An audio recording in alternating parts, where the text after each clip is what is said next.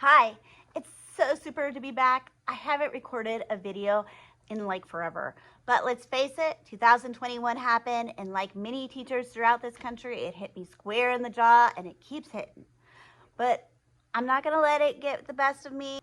If you don't know me, my name is Erin Holloway, or Misbehaved, and I'm a teacher in a self-contained classroom for kids with emotional behavior disorders.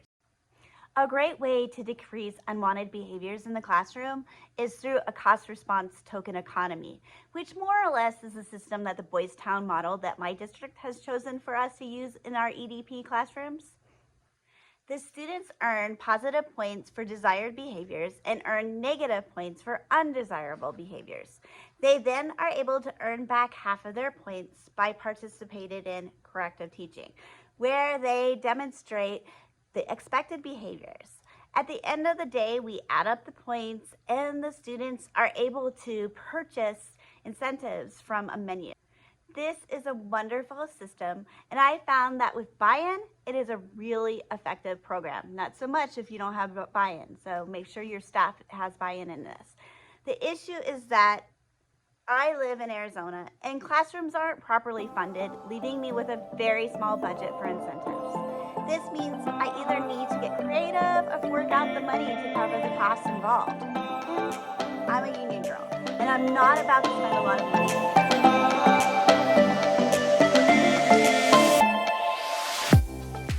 Number 1, declutter. I have some really cool prizes in my classroom because I decided that I was into minimalism last year when I was home all the time. I hated looking at the clutter in my house and discovered that I had a whole bunch of things that my students would really like. My father also unfortunately passed on, and he had a lot of stuff that my students would like also, and I was responsible for cleaning out his apartment.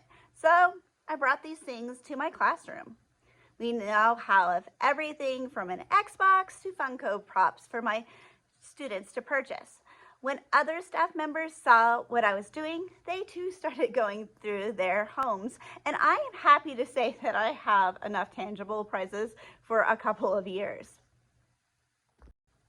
Number 2, front of the lunch line pass. My kids are growing boys. I say boys because at the moment, I don't have boys in my classroom. Anyway, they are always hungry, and they go to the 6th grade lunch. This is the last lunch of the day, and sometimes the cafeteria runs out of their choice foods by the time they are done waiting in line. So I got permission to make them a front of the line pass so that they can cut in line if they choose this incentive. It's free, and being first is still motivating at this grade level. If I had a larger classroom, another idea would be a line leader pass. It's crazy, but these kids still haven't figured out that the order you are in line doesn't really matter much because you are all going to the same place. You know, what can I say? The preteen brain. Number 3, switch lunch pass. My school is currently splitting the kids in half at each grade level, where half of the kids have lunch first and the other half has recess first. Unfortunately, this means that kids can't have recess with their friends. So I decided to give them a daily pass where they can switch the time that they can have recess or lunch so that they can be with their friends. Number 4, eat a snack from home during checkout. So I don't let my kids eat anytime they want to, and they are used to being able to eat whenever they want to after COVID. I mean, I ate whenever I wanted during COVID. I also don't want to pay for snacks. So this incentive is a win-win. The kids can eat, and I don't have to pay for the snack. Number 5, phone and computer time. Almost every kid has a cell phone anymore, and the school provides us with laptops. My kids are most motivated by this as a prize. They are not allowed to have their phones for the rest of the day, and they do not get computer time any other time. At least not free computer time. I allow them to have free time on these devices to play computer games or watch appropriate YouTube videos. And I also ask that they wear headphones or have the sound off so I don't have to listen to their terrible music. And I don't have to also hear several devices going on at once. Number 6, barefoot or slipper time. Most of my students are like me, and don't like to wear shoes. I still don't like to wear shoes. My shoes look like slippers. Oh my goodness, I have like a sticky on it. Anyway, they have track, they're really shoes, but I hate wearing shoes, so I wear something that looks like slippers to school. I let my students wear slippers or go barefooted if they buy this incentive. I like to make my classroom as relaxed and chill as possible, and this definitely helps. Number 7, power nap. My kids struggle with sleeping at night, and if I allowed them to, they would sleep all day long. I would too, let's be honest. Anyway, some days when they are feeling ill or their parents have contacted me that they haven't slept, I do allow them to sleep without purchasing this incentive. But usually if a kid says they are tired, I make them purchase a power nap.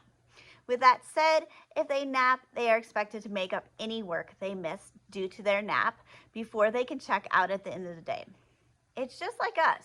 If we miss something at work, we have to go back and finish it. It's a good life skill that all kids need to learn.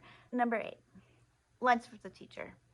Many of the kids don't like the noisy lunchroom or would prefer to eat lunch away from the rest of the kids. Some kids just really like to hang out with the teacher. So my kids can purchase a pass for lunch with their teacher where they can have a one-on-one lunch with either me or one of my aides. They are told that sometimes this is not possible and the choice is not open if we are understaffed or have something else going on. They can buy this incentive and use it at a more convenient time if they still want to have this incentive. Number 9, care for the classroom pets. My students love our classroom chinchilla, and we also raise trout in our classroom. My kids love to help in their care and struggle with taking turns doing this. So I added this to the classroom choice menu. I also added watering the school garden, which, while not as motivating this year, has been motivating in the past. It's a long walk to the garden, so it gives them a sense of independence, and I find that my students really enjoy being helpful. Plus, it takes one thing off of my plate. Number 10, homework passes. Okay, this really doesn't happen in my class this year as I don't give out very much homework, but in previous years, this was very motivating. I let the kids use the pass for one page of homework or classwork, and they cannot use it for major projects.